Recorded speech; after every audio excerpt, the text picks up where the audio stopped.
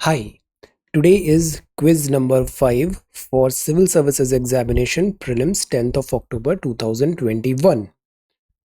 Polity. पहला section है polity. First सवाल है which of the following motions can be moved only in Lok Sabha? Censure motion, cut motion, no confidence motion, call attention motion. Motions क्या होते हैं? Parliament में किसी भी बात पे डिबेट डिस्कशन करना है तो उसका एक प्रस्तावना टाइप पहले फ्लोट कराना पड़ता है. That is called this motion. हर चीज का पहले परमिशन एंड प्रोसीजर होता है. So that is called this motion. तो कौन सा मोशन कवर हो सकता है केवल और केवल लोकसभा में? आपको करेक्ट आंसर बताना है using the code given below. पहला मोशन है सेंश्योर, दूसरा कट, नो कॉन्फिडेंस और कॉल अटेंशन मोशन. अब यहाँ लोकसभा लिखा है. जो एग्जीक्यूटिव्स होते हैं वो रेस्पॉन्सिबल होते हैं लोकसभा के लिए. अब जो सेंश्योर मोशन है इसमें एलिमेंट ऑफ सेंश्योर है तो ये केवल लोकसभा में आएगा, राज्यसभा में नहीं आएगा. कट मोशन में मनी इन्वॉल्व है, मनी बिल. तो कट मोशन मतलब मनी इज इन्वॉल्व तो मनी लोकसभा का मैटर होगा. नो कॉन्फिडेंस मोशन मतलब जो सरकार है, जैसे 17वीं लोकसभा है, अगर नो कॉन्फिडेंस मोशन पास हो गया तो इसको रिजाइन करना पड़ेगा. तो नो कॉन्फिडेंस मोशन भी केवल और केवल लोकसभा में होगा. बट कॉल अटेंशन मोशन ये क्या होता है? कोई अर्जेंट प्रेसिंग मटेरियल है जिस पे पार्लियामेंट का ध्यान देना है, गवर्नमेंट की तरफ से एक स्टेटमेंट चाहिए, तो उसके लिए आता है कॉल अटेंशन मोशन. ये प्रेसिंग मैटर तो कुछ भी हो सकता है, तो दिस कुड कम इन लोकसभा और राज्यसभा में भी ये पॉसिबल है. हमें बताना था कि केवल लोकसभा में होगा, exclusive. So right answer here is C. 1, 2 and 3 ये लोकसभा राज्यसभा दोनों में आएगा call attention motion. Alright, next. With reference to manual scavenging. पूरे साल ये टॉपिक हमने बहुत डिटेल में पढ़ा है. Manual scavenging. Consider the following statements. It is in contravention with fundamental rights in India. हमारे जो फंडामेंटल राइट्स हैं उसमें आर्टिकल 21 भी है, right to life, live with dignity and honour. तो मैनुअल स्केवेंजिंग क्या कॉन्ट्रावेंशन में है फंडामेंटल राइट से? Employment of people as manual scavengers is completely, keyword क्या लिखा है? Completely banned in India. तो इनका employment as manual scavenger completely ban है. यू हैव टू टेल कि कौन सा स्टेटमेंट करेक्ट है. अब सी, फर्स्ट स्टेटमेंट करेक्ट है, दिस इज ट्रू. ये होते ही आपके ये और ये स्टेटमेंट हट गए, केवल ए और सी दो ऑप्शन बचे. Okay, second statement is also true. So the right answer here is C. C, the right answer is C. This is also true, this is also true. Okay, third question. Right to vote in the Indian context is. Right to vote constitution में दिया हुआ है adult suffrage, article 326. तो right to vote Indian context में क्या legal right है, moral right है, fundamental right है, ह्यूमन राइट है? लीगल राइट मतलब जो लॉ के विद इन प्रोवाइड किया गया है. मोरल राइट मतलब मोरालिटी, एथिक्स वगैरह है. फंडामेंटल राइट मतलब वो कॉन्स्टिट्यूशन में बाकायदा लिखा हुआ है. एंड देन ह्यूमन राइट भी यहाँ पे एक ऑप्शन है. So the right answer here is, यहाँ हम इसको बोलेंगे legal right. Right answer here is legal right because law के विद इन ये राइट टू वोट मिलता है. Representation of people act 1950 and 1951. But ये सवाल देने का पर्पस ये था कि राइट टू वोट जो भी हम आंसर बताते हैं ना, वो बेस्ट ऑप्शन बताते हैं.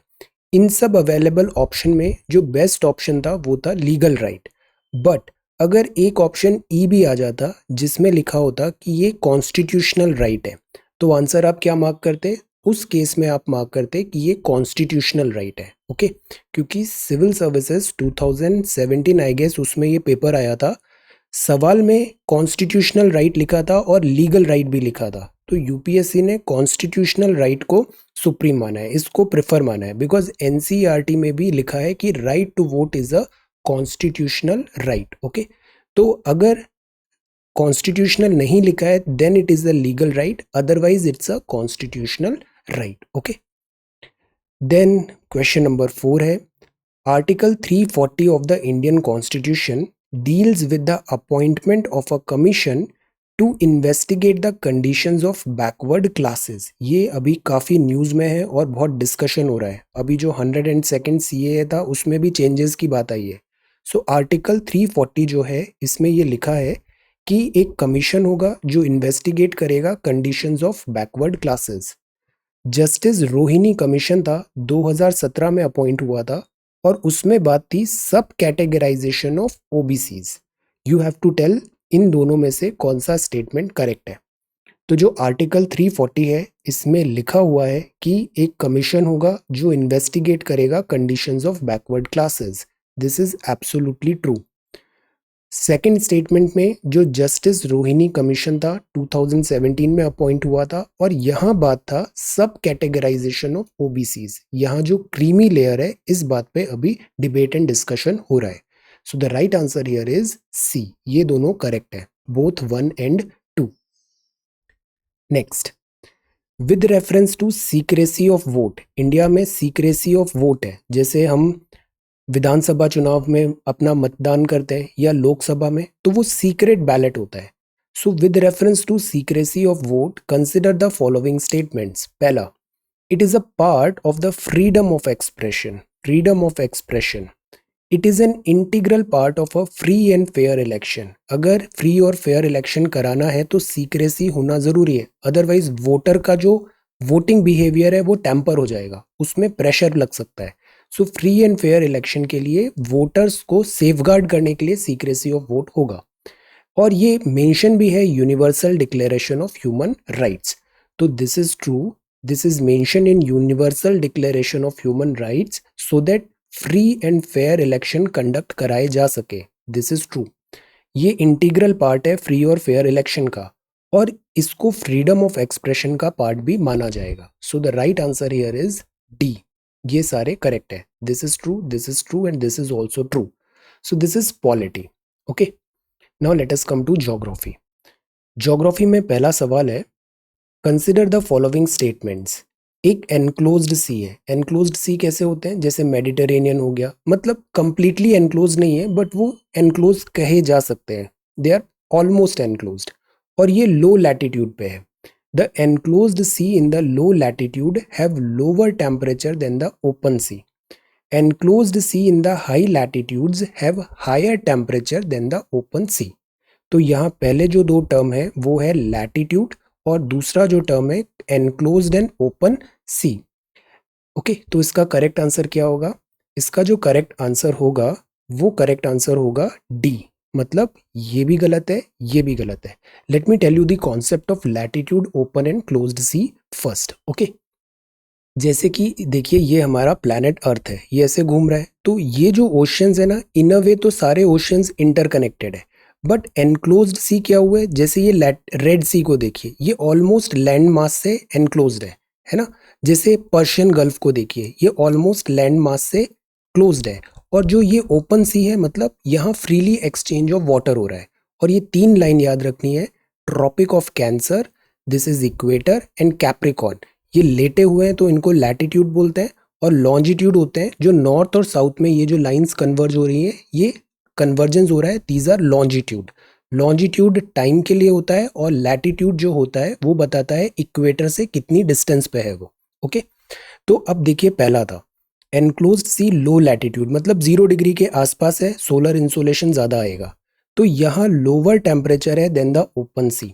नहीं, यहाँ जो टेम्परेचर होगा वो इनफैक्ट ज़्यादा होगा, बिकॉज लैंड से ज़्यादा कांटेक्ट होगा तो यहाँ का टेम्परेचर रिलेटिवली ज़्यादा होगा। और बिकॉज ओपन सी से इंटरमिक्सिंग नहीं हो रही है तो टेम्परेचर डिस्ट्रीब्यूशन भी नहीं हो रहा है वाटर का, वाटर फ्रीली मूव नहीं हो रहा है, तो ये गलत हुआ। Enclosed sea in the high latitude have higher temperature than the open sea. अब हाई लैटिट्यूड में क्या होगा, हाई लैटिट्यूड मतलब हम टूवर्ड्स नॉर्थ और साउथ जा रहे हैं, तो यहाँ सोलर इंसोलेशन कम हो गया, बर्फ ज़्यादा होगी, तो कॉन्टिनेंट जल्दी ठंडा होता है, गर्म भी होता है, और यहाँ कॉन्टिनेंट में बर्फ भी ज़्यादा होगी। तो यहाँ के जो एनक्लोज सी है ना, वहाँ पे हीट डिस्ट्रीब्यूशन नहीं हो पाएगा, तो वहाँ का टेम्परेचर काफ़ी कम होगा। तो ये भी गलत है। हाई लैटिट्यूड में टेम्परेचर हायर नहीं, लोअर होता है देन द ओपन सी, जबकि ओपन सी ना ज़्यादा गर्म होता है ना ज़्यादा ठंडा होता है, इसका टेम्परेचर वेल सर्कुलेटेड होता है। So that is why the answer is D. Okay, then this is next one. Consider the following statements regarding common but differentiated responsibility. जब भी एनवायरनमेंट चेंज का टॉपिक आता है, इस साल के लिए intended nationally determined contribution of Paris agreement important है। तो ये दोनों स्टेटमेंट्स हम देखते हैं। कॉमन बट डिफरेंशिएटेड रिस्पॉन्सिबिलिटी मतलब इंडिया की भी जिम्मेदारी है एनवायरनमेंट कंजर्वेशन, यूएस की भी जिम्मेदारी है एनवायरनमेंट कंजर्वेशन। तो ये कॉमन जिम्मेदारी है बट डिफरेंशिएटेड भी है। यूएस के पास ज़्यादा पैसा है तो ये ज़्यादा खर्चा करेगा बजाय India developing countries. CBDR is a principle within the United Nations Framework Convention on Climate Change. ये पहला स्टेटमेंट है। ये प्रिंसिपल एनश्राइन हुआ पेरिस समिट 2016 में। तो आपको बताना है करेक्ट कौन सा है। तो फर्स्ट स्टेटमेंट तो एब्सोल्युटली करेक्ट है, ये जो भी काम होते हैं सब UNFCCC के अंदर होते हैं, तो this is true. Second statement जो है ना, यहाँ ये पेरिस समिट गलत है। पेरिस समिट नहीं, ये तो उससे भी पहले 1992 का जो रियो समिट था तभी से ये बात स्टार्ट हो गई थी कि CBDR होगा, कॉमन बट डिफरेंशिएटेड रिस्पॉन्सिबिलिटी। तो पेरिस समिट नहीं है, दिस इज CBDR। तो this is wrong and this is right. Okay, Paris summit इसलिए इंपॉर्टेंट है बिकॉज डोनाल्ड ट्रंप ने यूएसए पुल आउट हो गया था पेरिस से, अभी बाइडेन वापस ज्वाइन कर रहे हैं पेरिस समिट, तो that is why this is important. So the right answer here is a, this is true. और यहाँ पे ये अर्थ समिट होगा ना कि Paris summit. Next, continental shelf. ये कॉन्टिनेंट है और फिर उसके बाद समुद्र आ जाता है। तो कॉन्टिनेंटल शेल्फ है is formed due to rise in sea level, submergence of a part of a continent, sedimentary deposits brought down by rivers. Which of the above statement is are correct? अब ये जो word है ना shelf, इसको ऐसे imagine करिए जैसे book shelf होती है, ऐसा यहाँ कुछ सामान रखा हुआ है, उसके बाद एक स्टीप स्लोप आ जाता है, मतलब यहाँ कॉर्नर आ जाता है। तो समुद्र में भी ऐसी ही कॉन्टिनेंटल शेल्फ बनती है। ये कॉन्टिनेंट्स के पास में रहती है कि कॉन्टिनेंट का कुछ पार्ट प्रोजेक्टेड है ओशन में और यहाँ पे शैलो पानी है यहाँ पे, और उसके बाद डेप्थ आ जाएगी। तो rise in sea level true है। राइज इन सी लेवल होगा तो कॉन्टिनेंट का जो किनारे तटीय सतह है वहाँ पानी भर जाएगा, तो वहाँ की डेप्थ तो कम होगी बट पानी भर जाएगा सी लेवल, तो वो बनेगा continental shelf. Submergence of a part of continent, इसमें कॉन्टिनेंट डूब गया है तो भी कॉन्टिनेंटल शेल्फ बनेगी। Sedimentary deposits brought down by river, तो जो डेप्थ थी उसको फिल होने लग गया तो शेल्फ वहां पे बन गई, तो ये भी ट्रू है। सो यहाँ तीनों सही है, 1 2 3 तीनों are correct, all three statements are true.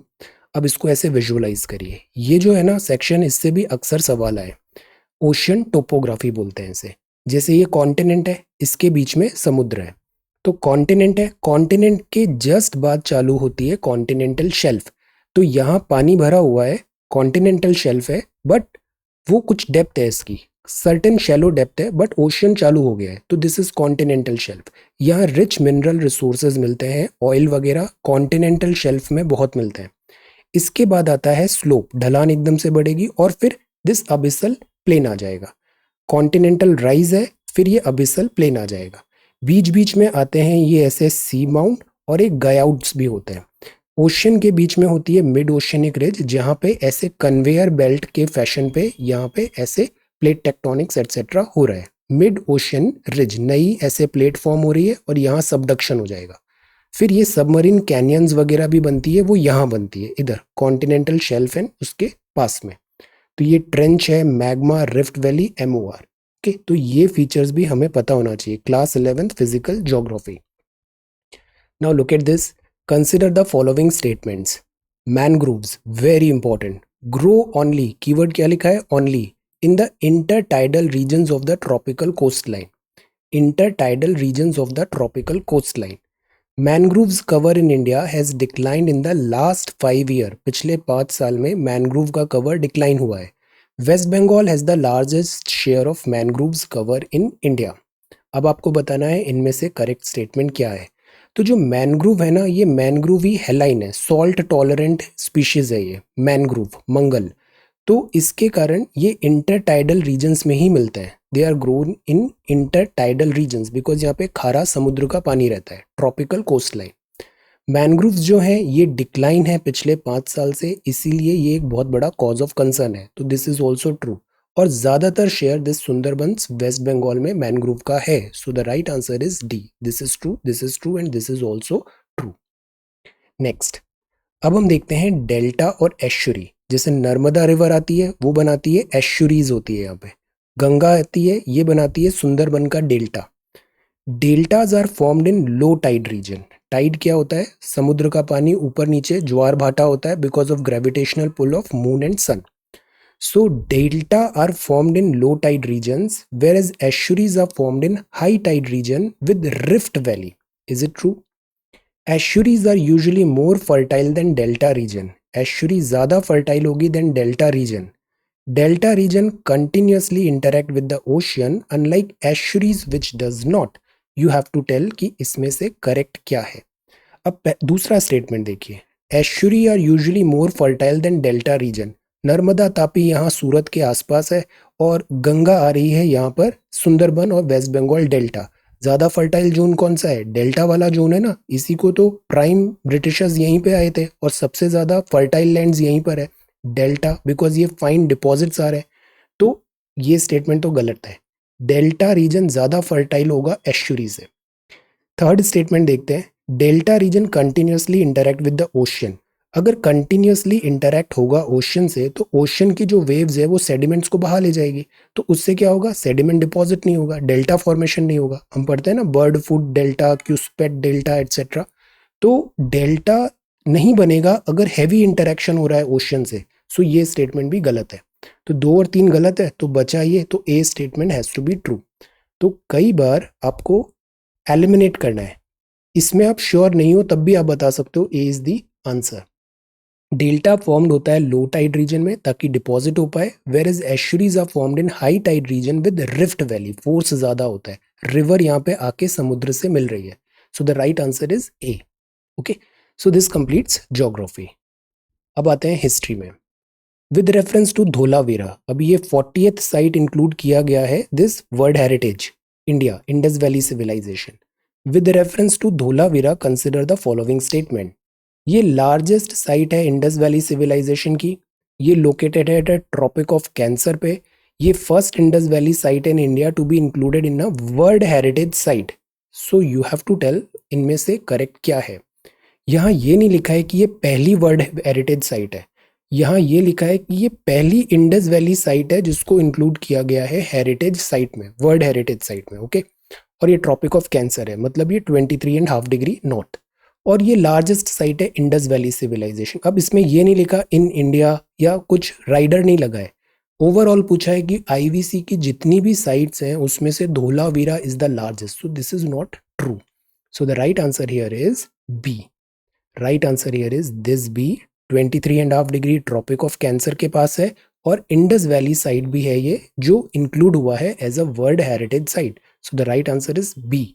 IVC वैसे ही बड़ा फेवरेट टॉपिक है यूपीएससी का, और उसमें धोलावीरा इस बार ग्लोबल वर्ल्ड हेरिटेज साइट में भी इंक्लूड हुआ है। सो this is very very important.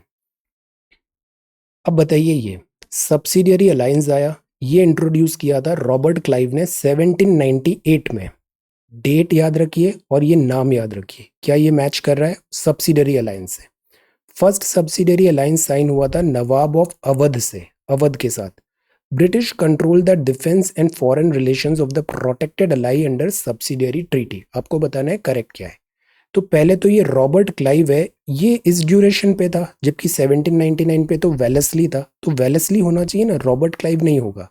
Subsidiary alliance वैसे भी फ्रेंच लेके आए थे, डुप्लेक्सी लेके आया था, रॉबर्ट क्लाइव नहीं था उस टाइम पे, वेलेस्ली था ब्रिटिश का जो सब्सिडरी अलायंस को पुश करेगा।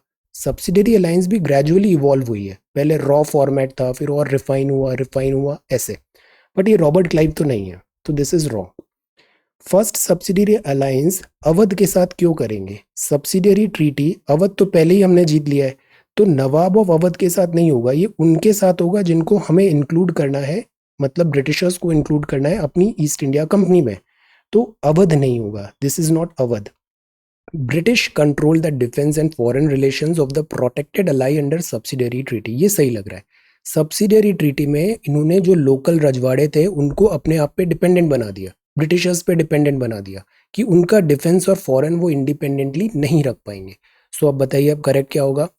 करेक्ट जो होगा, करेक्ट ऑप्शन होगा दिस इज सी, 3 ओनली, ये बस करेक्ट है, this is wrong, this is also wrong, wrong, wrong. This is true. Okay, so the right answer here is this C.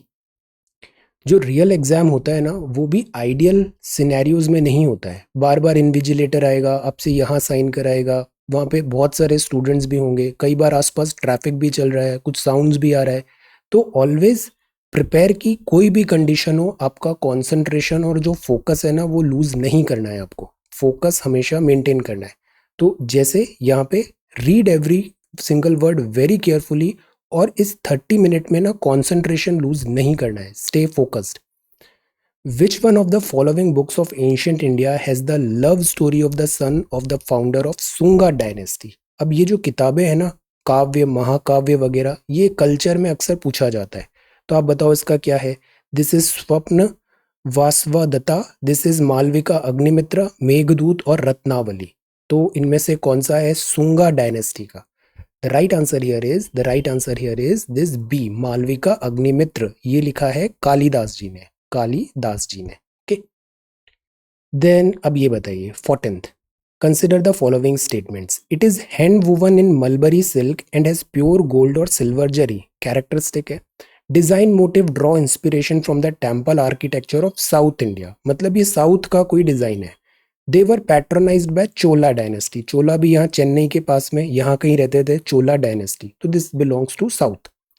The above statement most appropriately describe which of the following Indian textile. अब बनारस कहाँ से होगा, बनारस तो north में है. कांजीवरम. चंदेरी भी कहाँ है, मध्य प्रदेश ऊपर है. कोवाई कोरा भी नहीं है. So the right answer here is Kanjeevaram silk. ये कांजीवरम सिल्क है, उसकी ये सब कैरेक्टरिस्टिक्स है. ओके. ये जो साड़ीज साड़ी हुआ या फिर इस टाइप के जो कपड़े हैं, कुछ लोकल डिजाइन है जिसको जीआई टैग मिला है, ये भी अक्सर सवाल पूछे गए. Consider the following statement. President of the servant of the people society आप रहे हो, आपको आइडेंटिफाई करना है कि ये पर्सन कौन है. आप प्रेसिडेंट रहे हो servant of the people society के. आपने पार्टिसिपेट किया है नॉन कोऑपरेशन मूवमेंट में और सॉल्ट सत्याग्रह में भी, फ्रीडम फाइटर है. आपने प्रमोट किया व्हाइट रिवॉल्यूशन. आपने साइन किया ताशकंद डिक्लेरेशन विद पाकिस्तान, मतलब आप इंडिया के प्राइम मिनिस्टर भी रहे हैं. तो आपको बताना है इनमें से सही नाम कौन सा है. The right name here is Lal Bahadur Shastri ji. Lal Bahadur Shastri ji. Simple living higher thinking. Lal Bahadur Shastri. जय जवान जय किसान. 15th. Next. Which of the following reports and indices are released by the National Statistics Office? Economics का सवाल है. Index of industrial production IIP NSO निकालता है क्या. कंज्यूमर प्राइस इंडेक्स NSO निकालता है.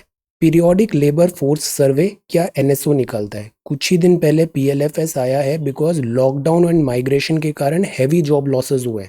पीरियोडिक लेबर फोर्स सर्वे, तो ये बड़ा इंपॉर्टेंट है. Select the correct answers using the code given below. अब आप बताओ NSO इनमें से कौन कौन सी रिपोर्ट्स एंड इंडाइसेस रिलीज करता है. The right answer here is D. कई बार सवाल ना इजी लगता है बट हमें उसमें मिस्टेक नहीं करनी है. Have you seen the play of Nadal. जब नडाल खेलता है टेनिस में, एवरी पॉइंट को वो मैच पॉइंट की तरह खेलता है, हर पॉइंट को. तो ऐसे ही हर सवाल को इस शिद्दत से खेलना है कि यही बेस्ट सिलेक्शन का सवाल है, यही वो कट ऑफ क्रॉस कराएगा.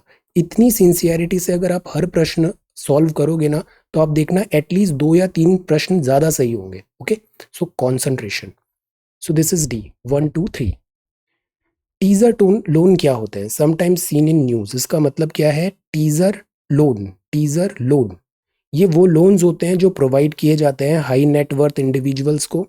ये वो लोन्स प्रोवाइड करते हैं to weaker section of the society with interest rate below the repo rate. Teaser loans which charge lower rate of interest in the first few years after which the rates are increased, या none of the above. अब आप बताओ इसका सही जवाब क्या होगा.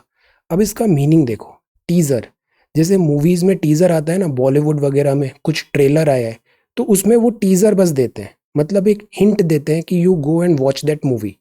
तो it should be something like that कि लोन शुरुआत में बड़ा इजी आपको मिल गया बट बाद में रेट बढ़ा देंगे.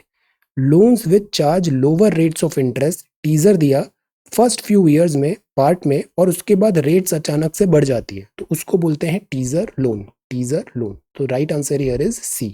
This C. Okay. Teaser loan. Vocabulary अच्छी रखना बहुत ज़रूरी है, कॉम्प्रिहेंशन अच्छा रखना बहुत ज़रूरी है, इससे ना अनपैरेलल बेनिफिट्स होते हैं। Hard currency is usually preferred because ये हार्ड करेंसी है। It is seen as politically and economic stable, मतलब स्टेबल है ये, इसीलिए इसको प्रेफर किया जाता है। अब यहाँ प्रेफर वर्ड पे ध्यान देना है और हार्ड करेंसी में। तो ये पॉलिटिकली और इकोनॉमिकली स्टेबल है। It is widely accepted around the world as a form of payment for goods and services. अब ये लॉजिकल लग रहा है, स्टेबल है तभी ये वाइडली एक्सेप्टेड होगी, अनस्टेबल होता तो जिम्बाब्वे की करेंसी कोई लेता नहीं है। तो एक्सेप्टेबल है ये। It is not likely to depreciate और appreciate suddenly because this is stable. तो ये जो तीनों स्टेटमेंट्स है ना, ये सिंक में है। पॉलिटिकली इकोनॉमी स्टेबल है, जैसे कि डॉलर, डॉलर हार्ड करेंसी में माना जाता है, स्टेबल है। वर्ल्ड में हर जगह डॉलर की सबको डिमांड होती है और यूजुअली वो इतना जल्दी डेप्रिशिएट और एप्रिशिएट भी नहीं होता है। So the right answer here is C, 1, 2 and 3। Okay, presence of mind, this is Baba Kalyani committee. ये काफ़ी न्यूज़ में है बिकॉज हम इससे रिलेटेड चीज़ को प्रमोट कर रहे हैं, आपको बताना है वो क्या है। Long term food policy, banking supervision, small scale industry reforms या स्पेशल इकोनॉमिक जोन्स की पॉलिसी। इंडिया का फोकस अभी आ रहा है एक्सपोर्ट ड्रिवन इकोनॉमी बनने के लिए, बिकॉज कोविड के बाद जो दिस गैप आया है, इसमें सडन बूम आने वाला है वर्ल्ड इकोनॉमी में। तो we want ourselves to be prepared. So the right answer here is this special economic zones policy, SEZ। अब ये बताइए, एक स्मॉल कैंटीन ऑनर है, बिजनेस है, एक्चुअली नीड्स ओनली 2 वर्कर, उसको केवल 2 वर्कर्स की जरूरत थी to carry out his business, but if his entire family of 5 members are involved in running the business, तो ये एक टाइप ऑफ अनएम्प्लॉयमेंट है। किस कैटेगरी का अनएम्प्लॉयमेंट है आप बताओ? Disguised, structural, cyclic, frictional. Frictional क्या होता है कि बीच बीच में आपको एम्प्लॉयमेंट मिला नहीं, गैप आ गया, फ्रिक्शन आ रहा है। साइक्लिक मतलब एक सीजन में एम्प्लॉयमेंट है फिर नहीं है, जैसे अक्सर खेती वगैरह में भी होता है, तो वो साइक्लिक हो गया कि मंदी आई अनएम्प्लॉयमेंट हो गया, फिर बूम आया एम्प्लॉयमेंट आ गया, साइक्लिक। फ्रिक्शनल, स्ट्रक्चरल है, मतलब टेक्नोलॉजी वगैरह कुछ ऐसी चेंज हुई है जिसके कारण बेसिक्स ही हिल गए इकोनॉमी के और एम्प्लॉयमेंट जनरेशन हो नहीं रहा है। डिस्गाइज्ड, डिस्गाइज मतलब ये छुपा हुआ है, कहने को ये 5 के 5 एम्प्लॉयड है, बट वो काम तो 2 से भी हो जाता। तो ये जो 5 है, 3 है, ये तो है अनएम्प्लॉय, बट ये छिपे हुए हैं, तो डिस्गाइज्ड अनएम्प्लॉयमेंट इसको हम बोलेंगे। Okay, so the right answer is this A. अब करंट अफेयर्स, ये वर्ड काफी न्यूज में है, build back better world. Consider the following statements regarding build back better world. ये इनिशिएटिव है proposed by G7 countries to counter China's belt and road initiative. China BRI में बहुत ज़्यादा assertive हो रहा है, G7 थोड़ा कॉन्फिडेंस कम हो रहा है इनका, तो G7 build back better world initiative लेके आ रहा है। It aims to address the infrastructure investment deficit in developing and other lower income country. अब हमको BRI पता है, BRI का काम ही इंफ्रा डेवलपमेंट के लिए, तो अगर B3W इसको काउंटर करना चाहता है तो B3W को भी इंफ्रास्ट्रक्चर इन्वेस्टमेंट में काम करना पड़ेगा। सो ये स्टेटमेंट भी करेक्ट होना चाहिए। So the right answer here is C, ये भी ट्रू है और ये भी ट्रू है। ओके, मेनी टाइम्स कई बार क्या होता है कि हमें 2 ऑप्शन तो एलिमिनेट हो गए, 2 में कंफ्यूजन हो रहा है। It is not advisable, but sometimes आप कुछ चांस ले सकते हो, you can take some chance, बहुत ज़्यादा रिस्क भी नहीं, बट समटाइम्स रिस्क, क्योंकि 2 आपने करेक्ट कर लिए हैं तो करेक्ट होने की प्रोबेबिलिटी बढ़ गई है। Not always, but at times you can take certain risk.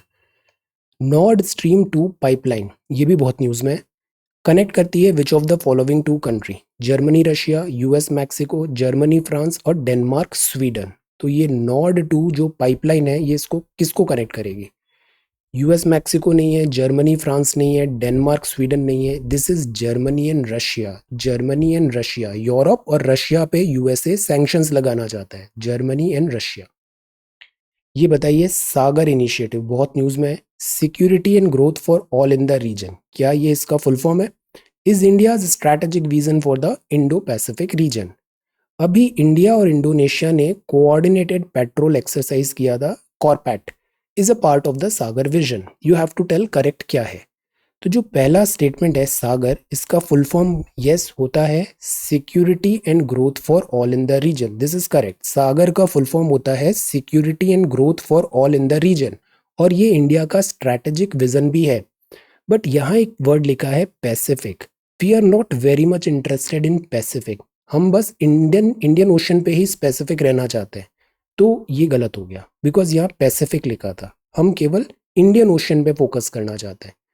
दूसरा है कॉर्पेट, जो सागर विजन के अंदर ही है। इसमें बहुत सारे ह्यूमैनिटेरियन कोऑर्डिनेशन कोऑपरेशन इस पूरे इंडियन ओशन रीजन में किया जाता है। जैसे वैक्सीनेशन मैत्री में भी हमने सागर इनिशिएटिव के अंदर इनिशिएटिव्स लिए।